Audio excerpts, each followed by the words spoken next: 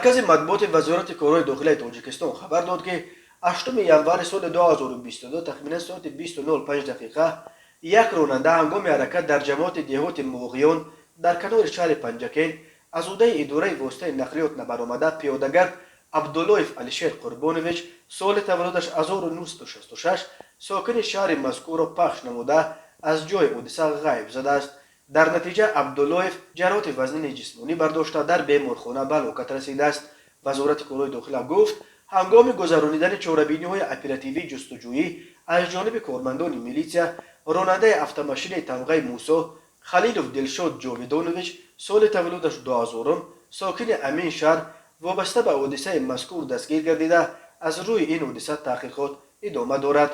در همین حال اسماعیل ظریفی شاعر تاجیک مقیم پنجکین خبر داد که این حادثه در برآمدگاه دهه سور جماعت دهات موغیان روی داده.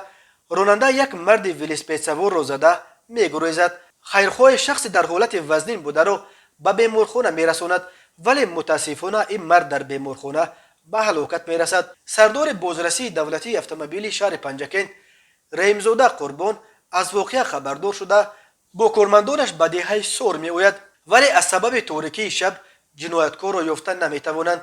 صبح بر وقت باز او با کارمندانش باز به جای واقعه میآید. من و ملا قربان شیدا ساعت 9:00 دقیقه به دهه سور رفتیم. مشاهده نمودیم که کارمندان بازرسی دولتی اتومبیلی به چند گروه تقسیم شده جنایتکار را جستجو دارند.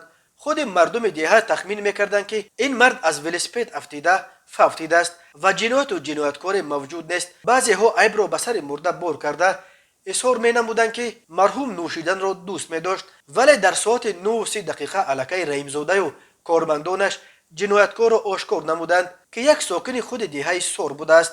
خبر میداد اسماعیل ظریفی. او می افزود اگر این مرد جنایت صادر کرده این شخص را زود به بیمارخانه میرساند شاید زنده میماند، یا اگر مرده او را به خانهاش میرساند ممکن بود که همدیگان گناه او را میبخشیدند. اسماعیل ظریفی به چشم کاردانی سردار بازرسی دولتی اتومبیلی پنجکین رحیمزاده قربان و زیردستانش برای چنین زود آشکار کردن این جنایت آفرین خوانده است.